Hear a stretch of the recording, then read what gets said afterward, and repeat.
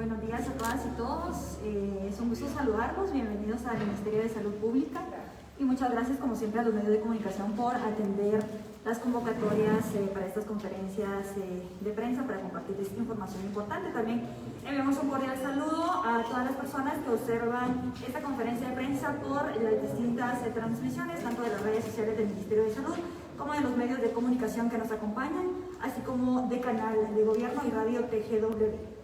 Le doy la más cordial bienvenida a la señora Ministra de Salud Pública, a la doctora Amelia Flores, a la señora Viceministra Técnica del Ministerio de Salud, la doctora Lucrecia Ramírez, el señor Viceministro de Atención Primaria, el doctor Edwin Montúfar, y el señor Viceministro de Hospitales, el doctor Francisco Coma. Asimismo, nos acompaña para esta conferencia, para cualquier consulta que pueda surgir, la jefa del Departamento de Epidemiología del Ministerio de Salud, la doctora Lorena Gober, y el coordinador del Sistema Integral Gerencial en Salud del Ministerio de Salud, el doctor Manolo Vicente. Así que iniciamos con la conferencia. Bueno, muy buenos días, señores y señoras periodistas, y a quienes nos ven en los diferentes medios, ven y escuchan. Es un gusto estar con ustedes el día de hoy. Hoy vamos a tener el gusto de hacer una presentación de los avances que tenemos en los diversos temas, tanto en COVID como en otros temas que ustedes quieran profundizar en el Ministerio de Salud. Para este tema vamos a empezar con la primera diapositiva que se refiere a los datos epidemiológicos. Le voy a pedir a la doctora Lorena Gómez, que es la coordinadora del Departamento de Epidemiología, que por favor interprete y les explique esta primera diapositiva.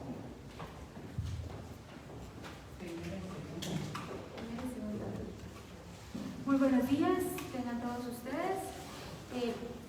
Tenemos el placer de poderles presentar cómo se encuentran los datos registrados en nuestro sistema de información. Como ven en la gráfica, les estamos presentando cómo se encuentra la curva del registro de casos según fecha de toma de muestra. Ven ustedes claramente que estamos ya en un decremento de la segunda ola según esta fecha de toma de muestra.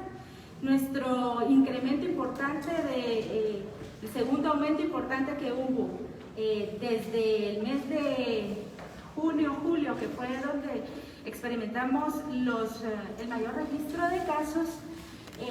Ahora, a finales de diciembre, principios de enero, tuvimos el mayor registro en el reporte, y ahorita, según nuestros registros y las tendencias, es de que tenemos esta disminución ya para estos últimos días. Por supuesto, nosotros queremos hacer énfasis que esto no significa de que no pueda haber un incremento en estos próximos días, pero lo que esperaríamos es de que se mantenga la tendencia a la disminución o a la estabilidad en el aparecimiento de nuevos casos.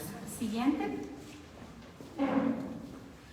Este es una gráfica muy importante que nosotros queremos que ustedes conozcan. Es cómo se ha comportado el registro de los casos tamizados, es decir, del número de muestras diarias que hemos estado registrando en el país. Recuerden que no solamente estamos hablando del Ministerio de Salud, sino que de todas las instituciones privadas, Seguro Social y Sanidad Militar, que están participando con nosotros en el registro, en la toma de muestra y en el procesamiento de la misma. Si ustedes ven en las últimas semanas, el análisis que nosotros hemos realizado es de que tenemos un aumento en el último periodo de 14 días teníamos un promedio de 6.500 muestras, y en el anterior periodo de 14 días teníamos 5.000, es decir, estamos con un incremento promedio en la toma de muestra diaria de 1.000 en aumento. Estamos conscientes que todavía hay un rezago importante en el registro de la muestra. Sin embargo, hemos estado trabajando para disminuir esa brecha que ahorita en la última semana reporte que el 80% de todos los casos están siendo registrados en menos de 9 días y alrededor del 50% en las primeras 24 o 48 horas. Esto es sumamente importante porque hemos ido disminuyendo esa brecha en el registro y en el procesamiento de muestras. Muchas gracias, doctora. Consideramos que esta es una importante información. Nosotros como Ministerio de Salud siempre hemos sido transparentes con la información que estamos proporcionando y es aquí en donde ustedes se pueden dar cuenta de cómo hemos estado, cómo van los tamizajes y cómo son los periodos de respuesta y de reporte de los casos dentro de nuestro sistema de información. Todos estos diapositivas que estamos nosotros mostrando nos van a visualizar cómo ha estado la situación en estos últimas semanas y en especial en los últimos 15 días. Dejo al doctor Francisco Coma para que comente la siguiente. Hola, muy buenos días, muchas gracias. Específicamente, con muy buenas noticias desde la perspectiva de los hospitales. Estamos ya teniendo una sensible disminución en el porcentaje de ocupación general de camas, pueden verlo en esta gráfica. Esta probablemente podría llamar la atención en relación a los porcentajes máximos que aparecen, pero aquí quiero comentarles que es la ocupación general de la red hospitalaria, tanto de hospitales nacionales, hospitales departamentales y de los temporales. Y hoy, al día de hoy, estamos en un total de ocupación de camas dedicadas a pacientes COVID de un 19%. Esto no significa que la complejidad haya cambiado. Recordemos que del total de camas disponibles, que son alrededor de 2.250 camas, nosotros dedicamos un estándar que es superior a lo que se recomienda en el manejo de camas de terapia intensiva. Es un 10% sobre el total de camas que están dedicadas a esa patología, a la que se recomendaría como estándar internacional, y nosotros dedicamos más de un 20% de camas para pacientes gravemente enfermos. Más sin embargo, en la siguiente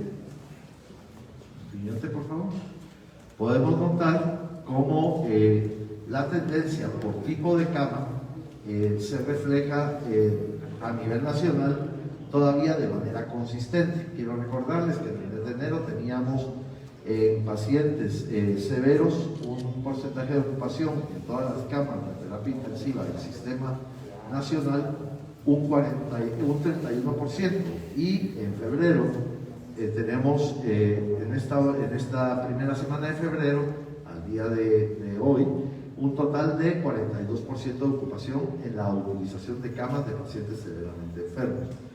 Estos pacientes severamente enfermos son aquellos que se enfermaron en la segunda quincena del mes de enero, porque les recuerdo que son pacientes de larga estancia hospitalaria. El promedio de estancia para un paciente de terapia intensiva, lo he dicho otras veces, no es menor de 20 días.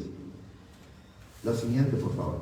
Ahora, esta es la realidad al día de hoy en los hospitales donde tenemos mayor utilización de camas. Y aquí estamos hablando de las camas de pacientes severamente enfermos. ¿Por qué esta gráfica es importantísima? Porque el hecho de que tengamos una disminución en el aparecimiento de casos activos, lo cual es secundario a las medidas que se tomaron hace 15 días aproximadamente, a la concientización de la población, en donde debían extremar sus medidas de precaución, todavía contamos con el fenómeno de las estancias largas hospitalarias, hospitales con porcentajes de ocupación que ustedes pueden ver. San Juan de Dios, 150% de ocupación, es decir, tenemos un 50% de camas más que las que teníamos originalmente en la segunda quincena de febrero, habilitadas para atender más pacientes graves en este hospital, y es el mismo fenómeno que tenemos en los otros hospitales donde se rebasa la ocupación del 100%. El sistema se preparó y nosotros nos preparamos en 3 grandes líneas de acción. Una, en tener camas disponibles para ser habilitadas ante un repunte en el número de casos, y esta estrategia nos ha funcionado de manera adecuada. ¿Por qué? Porque teníamos la capacidad instalada para atender un mayor número de pacientes. La situación sigue siendo delicada porque recordemos que en la medida que se infecten más pacientes y sean pacientes gravemente enfermos, todavía hay una limitación en el número de camas disponibles para atenderlos. Pero vemos una tendencia a la baja en hospitales como Villanueva, en Huehuetenango y en el hospital de Antigua, en Pedro Betancourt. Quiero mencionar un aspecto relevante y es el siguiente. Un análisis epidemiológico del comportamiento de la mortalidad en los pacientes hospitalarios nos hace ver que el aprendizaje a lo largo de estos últimos meses, la capacitación del recurso humano, más la disponibilidad de más insumos y de más recursos dedicados a la atención de los pacientes graves, ha hecho que la tasa de mortalidad de estos pacientes baje de forma significativa, lo cual es relevante para nosotros como ministerio, porque nuestro objetivo era salvar más vidas.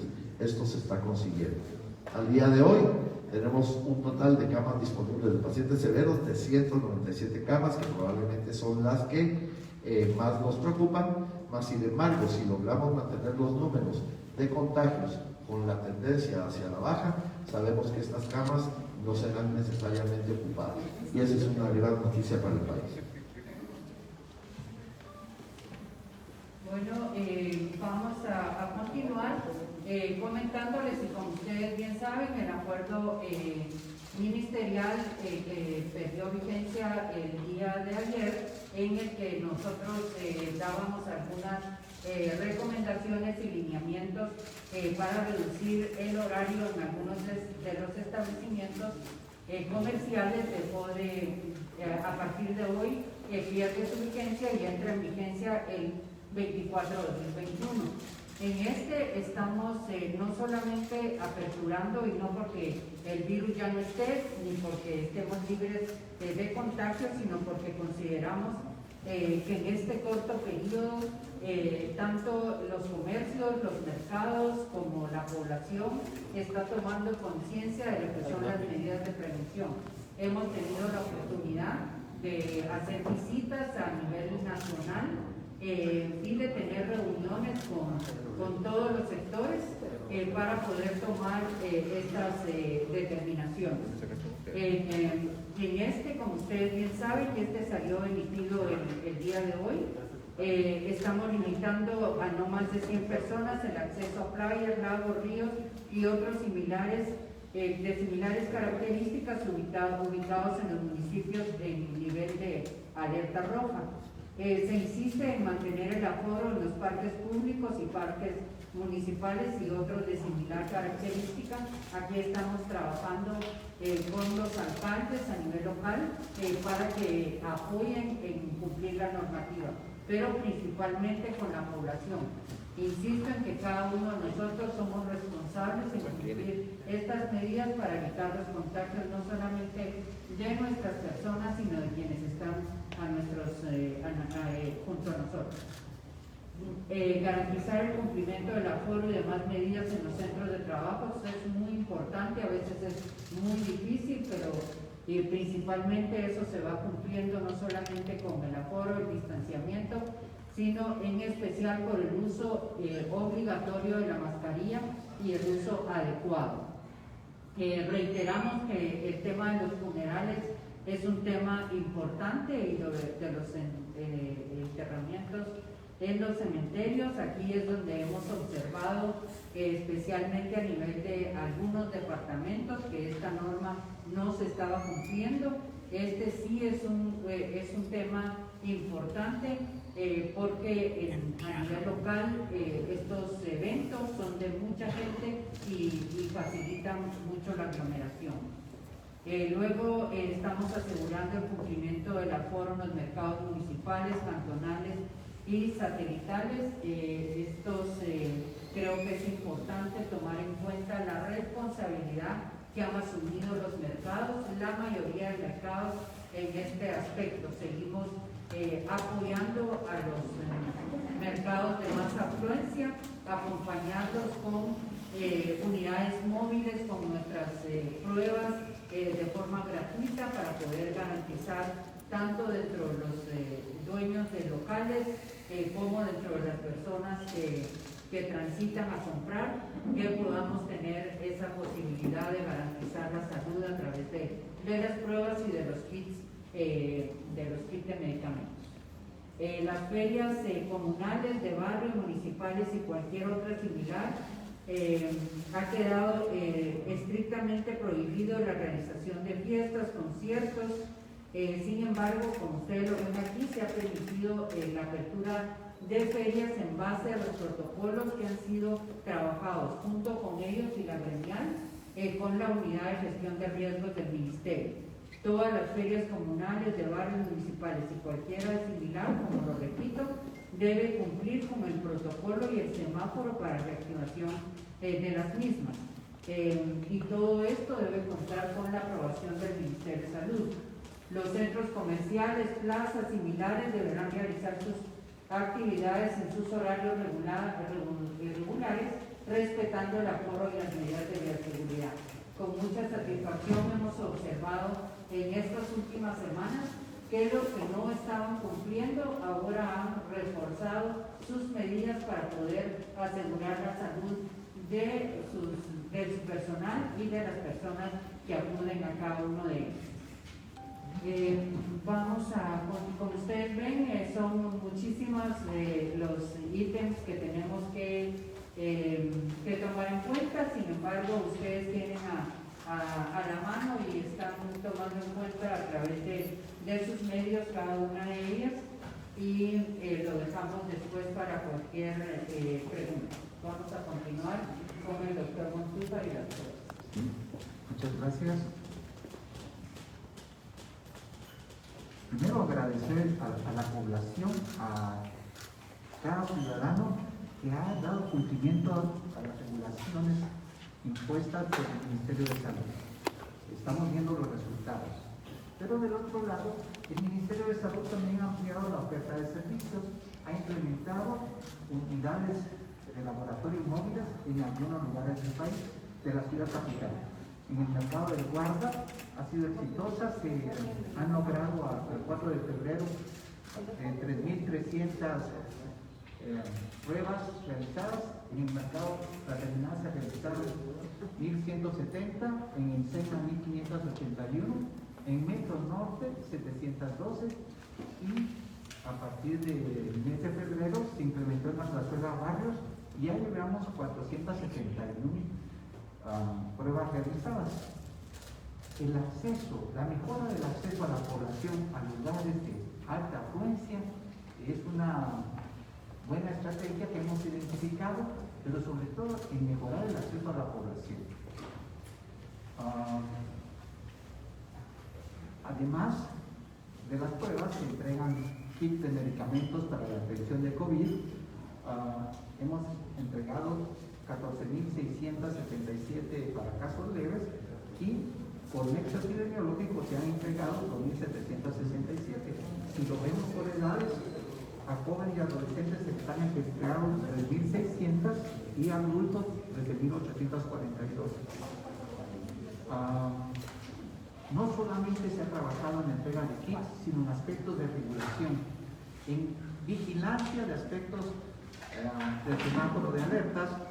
Se han realizado 26.042 inspecciones a todas estas series de entidades del país, y seguimos trabajando.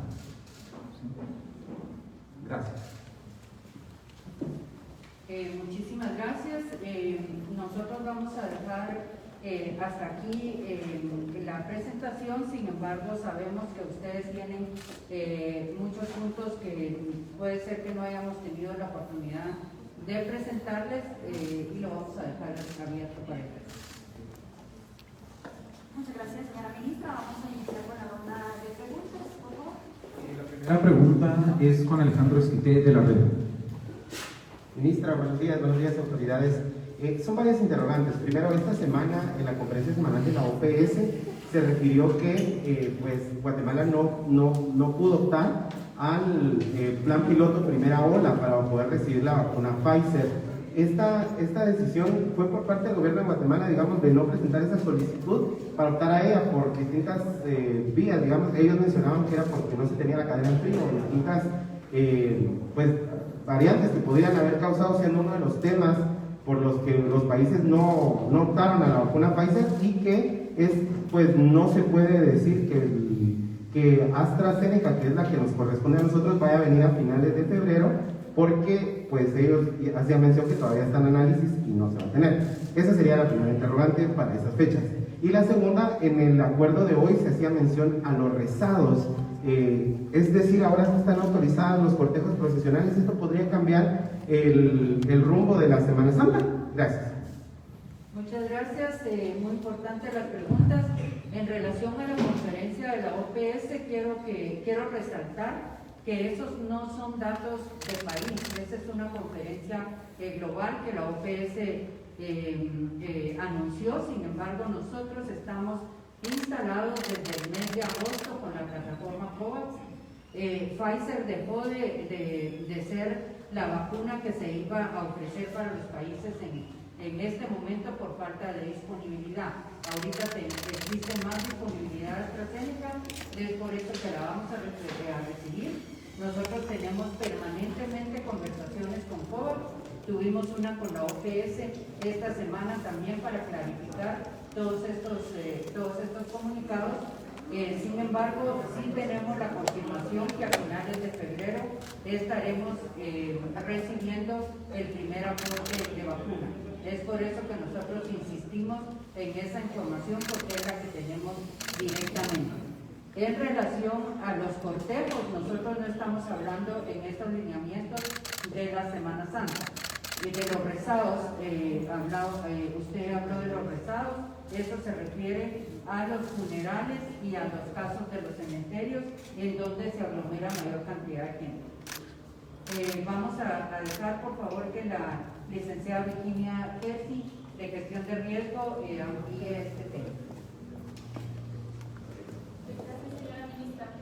Cuando hablamos de los rezados en el acuerdo ministerial, son aquellas actividades propias de la religión católica que se hacen en el marco de las festividades de conmemoración de ferias, que son actividades pequeñas donde no hay mayor aglomeración de personas. No se hace en ningún momento alguna observación del tema de procesiones o cortejos procesionales, que esa decisión ya fue dada por la máxima autoridad de la Iglesia Católica en el país.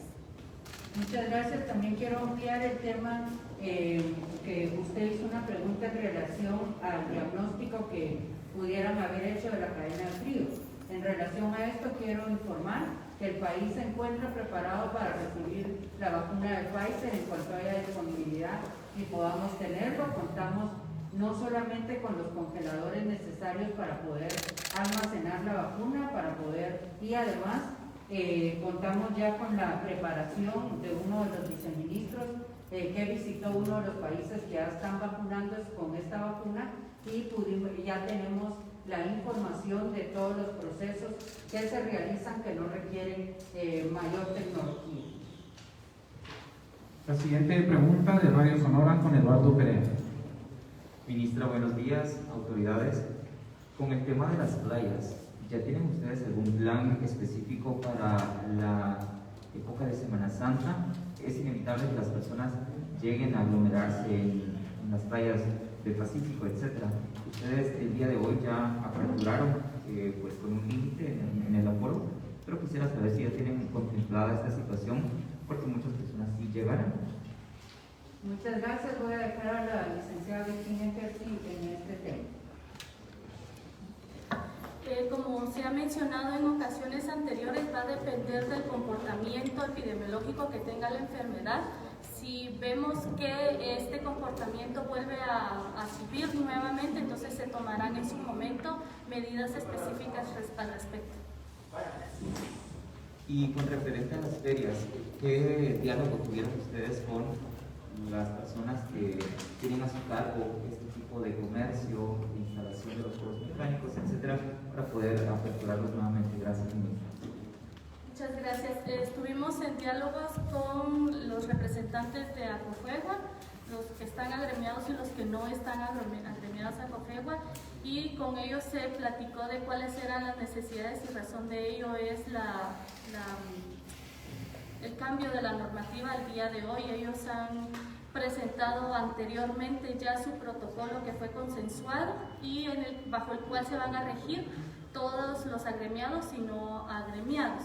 Y por lo tanto, al adoptar este protocolo que ya está autorizado por el Ministerio de Salud, ellos se están comprometiendo con hacer cumplir lo que allí está normado, y también con ellos llegamos al acuerdo de la restricción de las fiestas, conciertos y otras actividades que generen aglomeración de personas en los municipios que estén en alerta roja o en alerta naranja.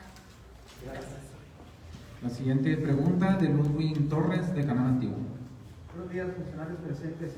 Quisiera saber las especificaciones de la vacuna que vendrá a Guatemala. Me refiero a cómo va a funcionar el sistema de quienes la reciban al momento de que se les aplique.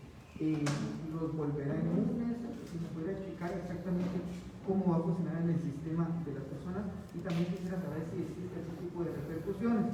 Y el seguimiento a un tema, quisiera saber cuándo va a iniciar la construcción de los 4 hospitales que se anunció al momento que se presentó el primer informe de gobierno del presidente Alejandro Yamatei. Gracias. Gracias. Voy a hacer una pequeña introducción y voy a dejar a la doctora Ramírez que complete el tema de la inmunización, y luego al doctor Francisco Coma con el tema de hospitales. En este respecto, quiero decirle que, como ustedes ya saben, ya se ha anunciado, la vacuna que vamos a recibir es la vacuna de AstraZeneca. Esta tiene 2 dosis, se requiere la administración de 2 dosis, y estamos trabajando con un comité. Este no es un trabajo únicamente del Ministerio de Salud. Aquí participan integrantes de diferentes organizaciones, instituciones, cooperación internacional, en la que se han definido grupos de riesgo que se deben vacunar primeramente, y si se dan cuenta, no estamos recibiendo de una sola vez vacunas para todo el país. Esto va a ser progresivo durante todo el año. Así que dejo a la doctora Ramírez con el tema. Muy buenos días. Efectivamente, la reacción que la inmunización va a causar en el cuerpo humano es una reacción de creación de anticuerpos. Esta creación de anticuerpos se empieza a ver al 14º día de haber puesto la primera vacuna. Sin embargo, no se va a alcanzar el máximo de inmunización hasta que se obtenga la segunda dosis. Esta dosis tiene que ser administrada, usualmente se ha considerado entre 21 a 28 días, puede ser a un máximo de 12 semanas entre la primera y la segunda administración de la dosis. Según los reportes de la investigación y de las fases de la vacuna de AstraZeneca, se ha demostrado que hay una efectividad bastante elevada, más arriba de un 85%, pero el efecto máximo se obtiene principalmente a nivel de los enfermos que tienen la presentación de moderada a grave, es decir, que su principal acción de esta y de las otras vacunas es evitar la mortalidad en las personas que empiezan a disminuir esos casos severos de la enfermedad. Y pues las reacciones que puede causar, según lo que se ha experimentado ya en los países que han avanzado con la vacunación, ha sido dolor en el lugar donde se está administrando principalmente, en cierta cantidad de oportunidades, un poco dolor de cabeza, algunos que han manifestado mareos, y en muy pocas ocasiones se ha visto reacciones alérgicas, principalmente en personas que tienen ya antecedentes de ser alérgicos a los componentes de las vacunas. Ninguna reacción severa al respecto. Respecto a los hospitales, específicamente el señor presidente anunció muy rápidamente la construcción de 4 hospitales, refiriéndose al hospital de Coatepeque, Chimaltenango, Amatitlán, y si no estoy equivocado, el otro que mencionó es el hospital de Cobán. Quiero mencionarles solo para como recordatorio, el proyecto existe la construcción de más hospitales, es decir, no son solo estos 4. Probablemente en orden de prioridad, quiero mencionarles que se subdividen en base a su fuente de financiamiento. Entonces tenemos dos hospitales que fueron los que el señor presidente mencionó, Coatepeque y Amatitlán, tienen una fuente de financiamiento a través de un fondo de reactivación económica. Esos estamos ya simple y sencillamente a la espera en Amatitlán y Coatepeque de la asignación de los terrenos.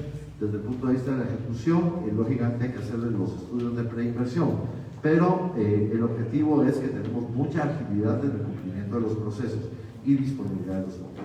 Existen otras dos fuentes de financiamiento, uno del BCIE, en donde contamos con la construcción de 5 hospitales nuevos que están orientados a distintas regiones del país, que están a lo largo de esta etapa de los 6 primeros meses del año en su análisis de preinversión, y estaríamos en la capacidad de sacar los procesos de licitación o las bases en Guatecompras para empezarlos en el segundo semestre de este año.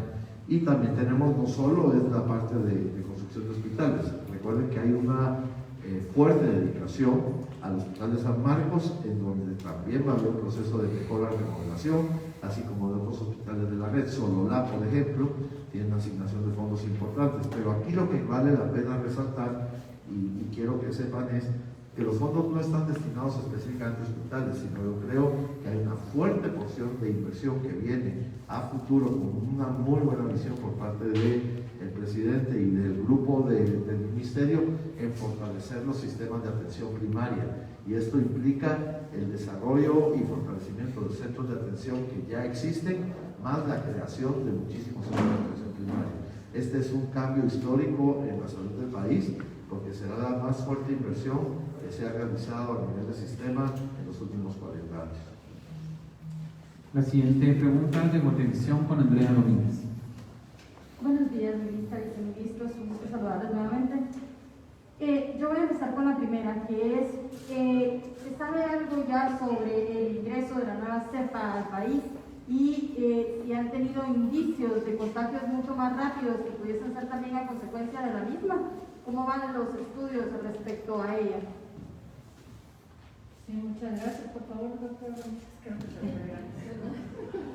Efectivamente, bueno, pues es gusto dar esas noticias en el país, pues que Guatemala, como ustedes ya saben, ya empezó a hacer la secuenciación.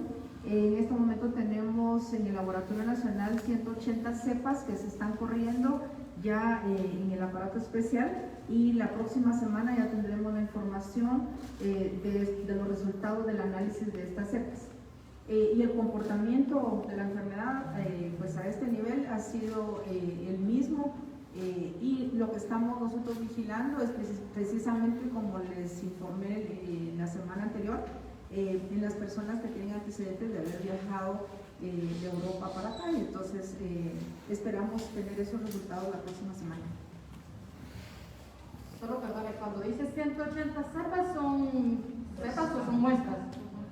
Exacto, 180 muestras de personas positivas. Cuando la otra pregunta es, viceministra, ya básicamente estamos a menos de 2 semanas y media de que pudiesen ingresar las vacunas contra el coronavirus al país. ¿Cuál es el plan que se va a llevar de vacunación? ¿Cómo se va a determinar las personas que están vacunadas? ¿Cuál es el sistema que se va a usar?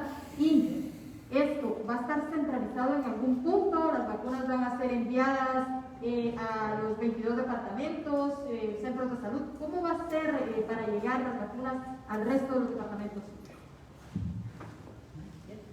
Bueno, el plan de vacunación ya está, ya lo terminamos, y la próxima semana se los vamos a dar a conocer públicamente para que ustedes puedan tener todos esos detalles, tal y como ha causado muchas inquietudes, y todas esas respuestas las van a tener. Sin embargo, creo que vale la pena resaltar y lo dije anteriormente, que vamos por grupos prioritarios, y eso lo van a ver ustedes en el plan. Hay un cuadro el cual ha sido definido y se cuenta también con la aprobación y el aval de la CONAPI, que es la Comisión Nacional para la Vacunación. Ahí se cuenta con expertos infectólogos en la materia, y ahí estamos nosotros colocando el mayor esfuerzo por vacunar al personal de salud de primera línea a nivel nacional.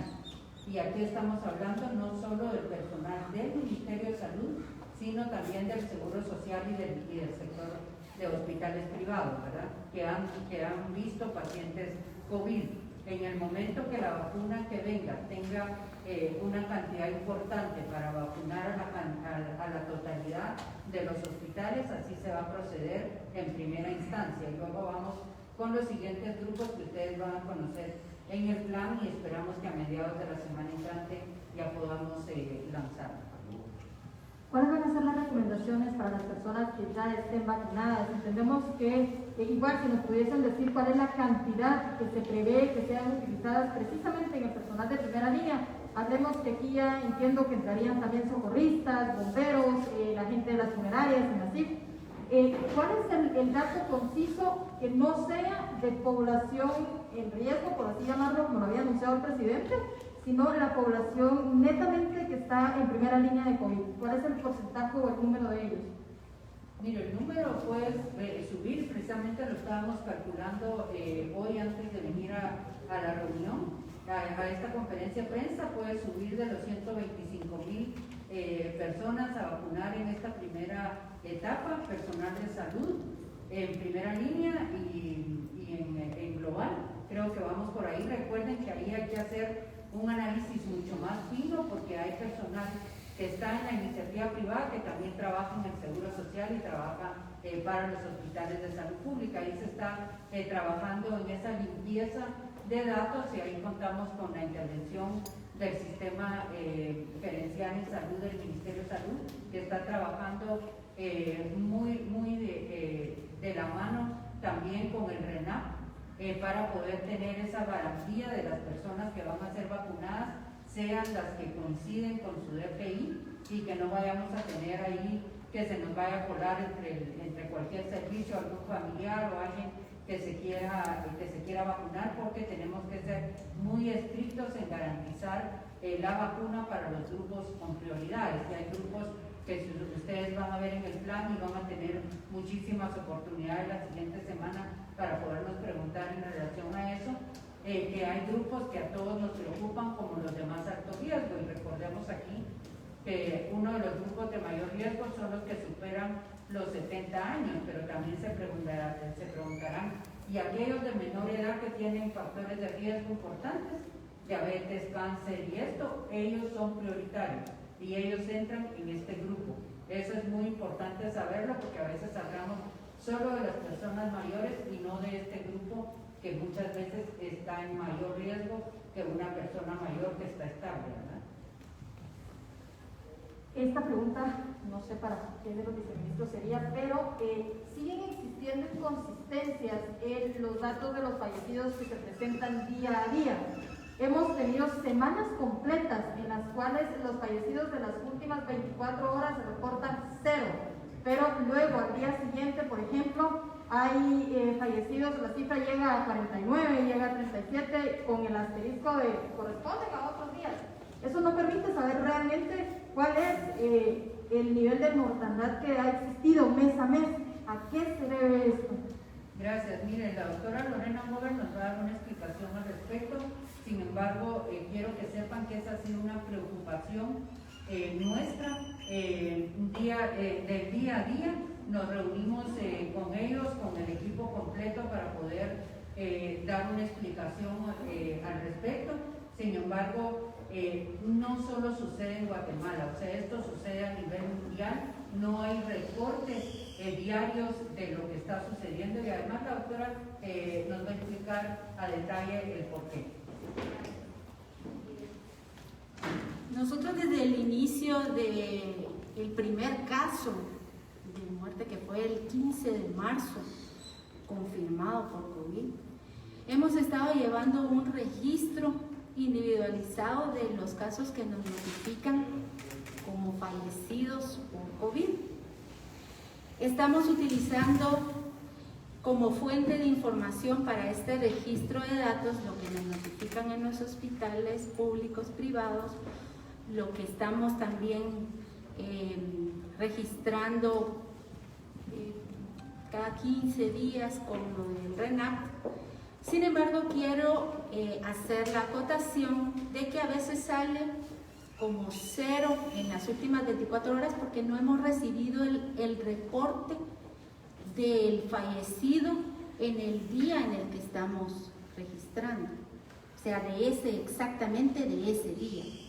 Entonces, por lo regular, y en todos los países sucede, no hay un reporte en tiempo real de que fallecido el paciente ya inmediatamente.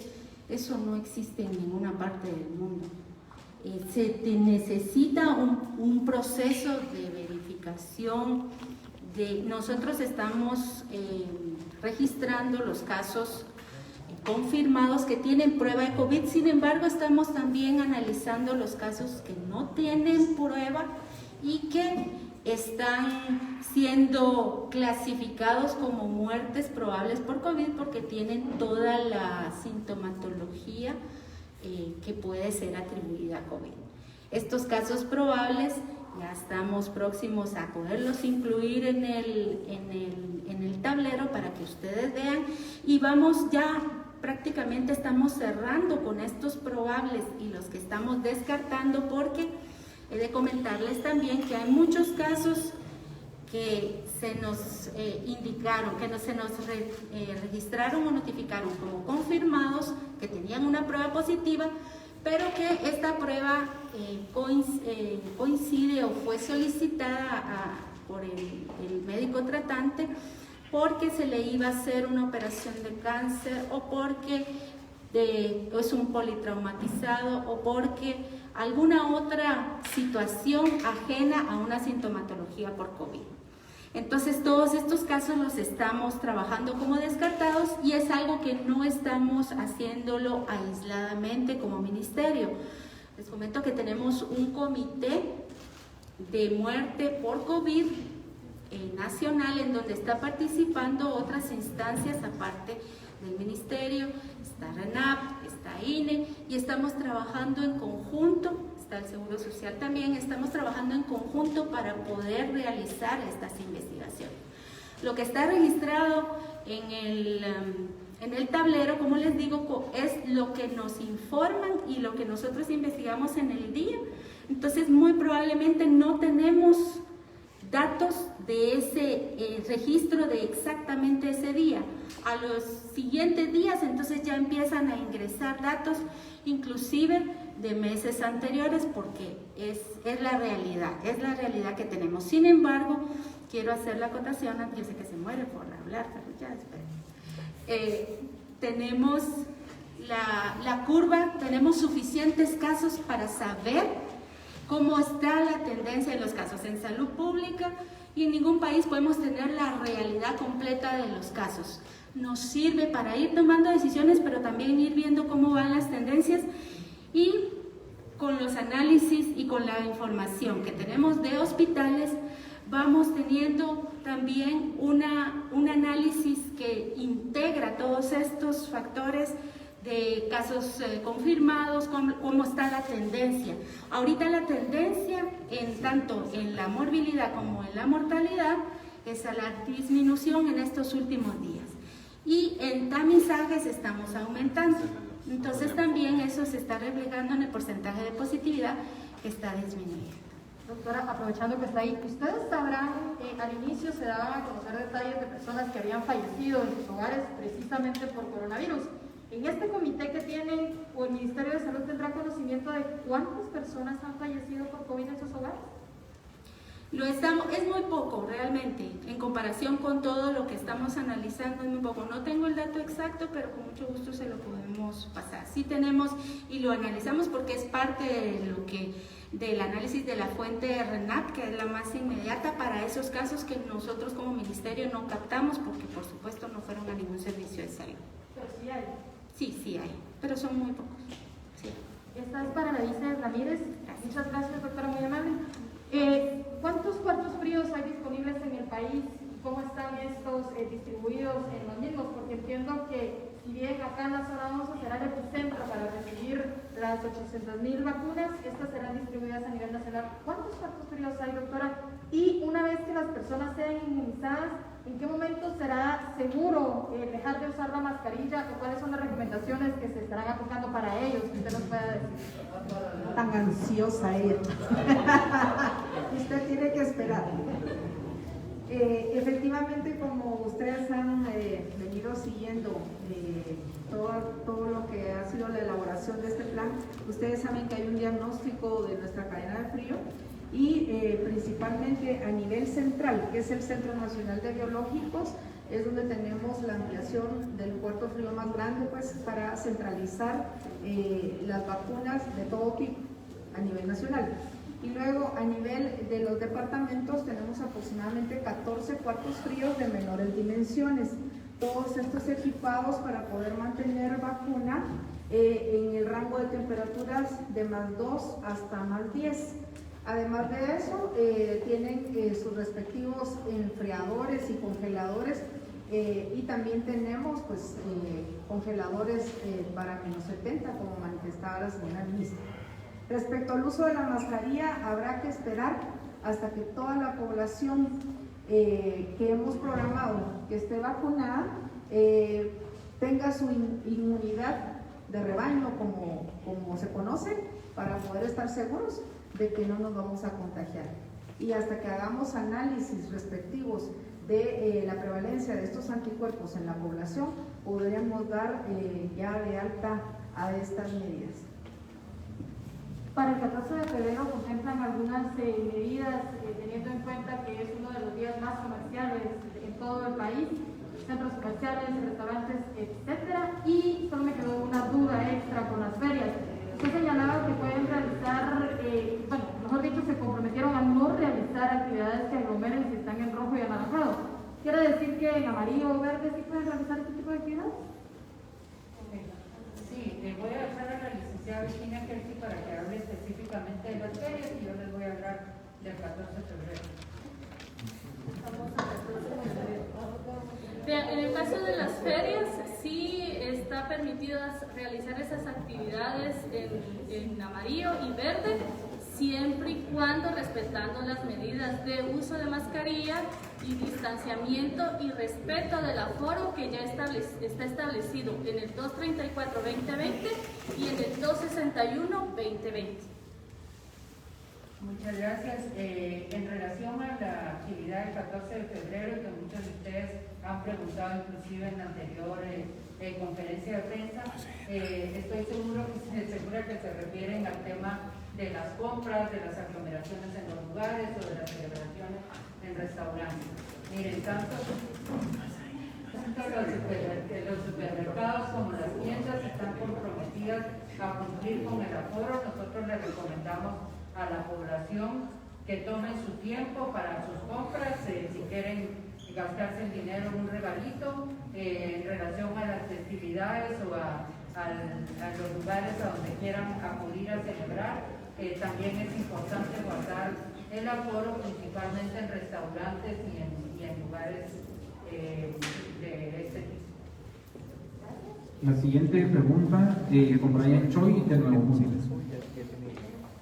Funcionarios, buenos días. Tengo dos consultas. La primera, en este caso, mañana se tendría previsto que sea la actualización del semáforo epidemiológico. En ese sentido, tal vez usted nos podría adelantar, ministra, más o menos, por ejemplo, con la ciudad capital, cómo se encontraría nuestro municipio. Y también, la segunda pregunta en este caso va en relación a la Liga Nacional, al fútbol. Ayer fue la final de ida y hubo afición local en donde un departamento, específicamente en el Progreso, donde no se permite afición y ingresaron varias personas. Entonces, ¿qué medidas se van a tomar al respecto? Gracias. Muchas gracias. Voy a dejar a la licenciada Virginia Kersi en relación al tema del fútbol y de otros. Bueno, el día de ayer recibimos información que la autoridad local estaba invitando a llegar a un centro turístico a poder ver el partido. Se hicieron las coordinaciones con la Dirección de Área de Salud y los cuerpos de seguridad del lugar para que pudiera hacerse presente el lugar y hacer las supervisiones y las recomendaciones respectivas. Definitivamente, como dice la señora ministra, tiene mucho que ver la prudencia y la responsabilidad que tengamos como ciudadanía de saber que no están permitidas las aglomeraciones y también de las autoridades locales de respetar las medidas y la norma que está establecida en el 234-2020. Dependiendo del informe que recibamos de la Dirección de Área de Salud y de los cuerpos de seguridad, entonces se tomarán las reacciones y las medidas que en este caso correspondan a las autoridades y a los organizadores del evento. Muchas gracias, licenciada. Solo quiero recordarles en relación a este punto que el progreso tiene municipios en rojo, que a pesar de las acciones que la municipalidad ha realizado, todavía hay lugares que por el tránsito de personas que circulan en este departamento no han logrado salir de este color. Yo les iba a pedir que tengan paciencia en conocer mañana el semáforo, pero la doctora Gober tiene algún adelanto que les puedo brindar. Les vamos a dar un adelanto en primicia, solamente en generalidades. Por la pregunta de Guatemala está en naranja. Les comento que los municipios en rojo van a haber 51, naranja 100 y amarillo van a haber 189.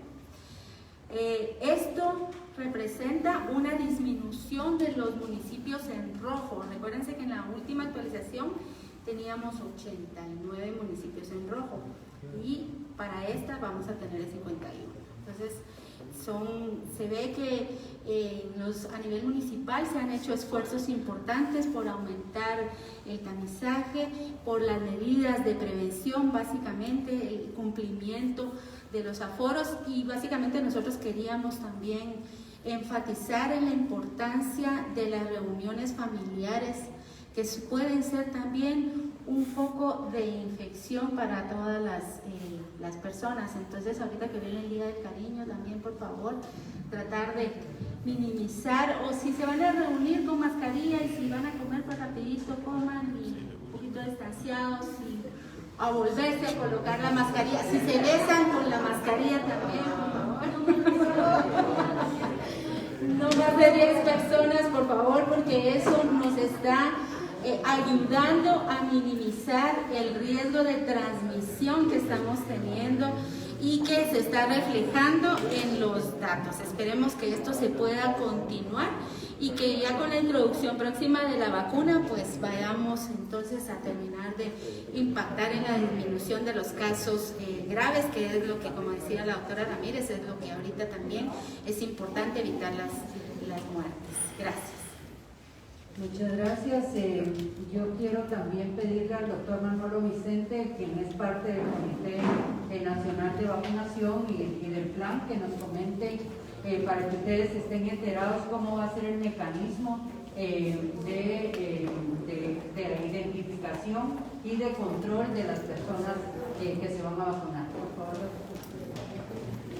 Muy buenos días. Pues sí, vamos a hacer una presentación muy rápida. Algo importante para nosotros como país es poder tener la certeza de las personas que vamos a vacunar, y esos son uno de los elementos principales del sistema de información. Para esto, pues el Sistema Gerencial de Salud del Ministerio pues ha generado algunas etapas que son importantes desarrollar, y la primera, como pueden ver, es el tema del registro de la persona. Para hacer este proceso nosotros hemos habilitado un espacio virtual, es decir, un espacio en dominio del Ministerio de Salud, el cual nos va a servir para poder hacer el registro de toda la población que vamos a vacunar. La primera etapa la vamos a dividir en dos momentos. Uno es para inscribir o registrar a todas las personas institucionales, entiéndanse estos del sector salud, tanto de la parte pública como privada, para poder tener el registro de todos los colaboradores que desarrollan acciones de prestación de servicio. El segundo tema es el componente del registro de la persona individual, que básicamente va a ser ingresar su información. Luego de este proceso hacemos un tema de verificación del dato, y esto es importante para nosotros por temas de seguridad. Tenemos ya una interfaz que vamos a trabajar con RENAP, en la cual vamos a identificar y certificar la identidad de las personas que vamos a vacunar. El elemento clave para nosotros en el proceso del registro va a ser también poder obtener algunos datos, como por ejemplo contactos telefónicos, direcciones, que nos van a ser de utilidad para el momento de la vacunación. Esperamos con el sistema de información poder tener certeza de cuántos centros de vacunación vamos a habilitar, en cada centro de vacunación cuántas personas vamos a poder atender y hacer el proceso de cita. Nada más finalizar diciendo que tenemos los estándares de seguridad de sistemas de información necesarias para poder mantener y cuidar la información que vamos a tener dentro de nuestra plataforma de información, y pues básicamente lo que buscamos es tener un mejor control y una mejor forma de saber a quiénes administramos la vacuna, que al final vamos a poderles entregar una constancia de vacunación y el control de vacuna, porque es importante mencionar que cada persona debe tener exactamente la misma dosis de tipo de vacuna que se va a administrar en la primera dosis. Básicamente, en general, en esa etapa estamos. Ahorita estamos en la parte de ingreso del personal institucional, tanto público como privado, y posteriormente, dependiendo de las fases, como decían las autoridades, vamos a ir abriendo el sitio para que se vaya registrando el resto de población, dependiendo del criterio y en la fase en la que nos encontremos, por supuesto, con el tema de la disponibilidad del biológico necesario. Muchas gracias, autoridades. Bueno, muchas gracias, señora ministra. Con la intervención del doctor Manolo Vicente concluimos con la conferencia de prensa, agradeciéndole a todos los medios de comunicación por acompañarnos y les deseamos un buen viernes, un feliz fin de semana, y muchas gracias a quienes sintonizaron también la conferencia de prensa. Despido a la señora ministra, a los señores viceministros, a la señora viceministra, así como a los técnicos también. Muchas gracias por acompañarnos. Buenas tardes.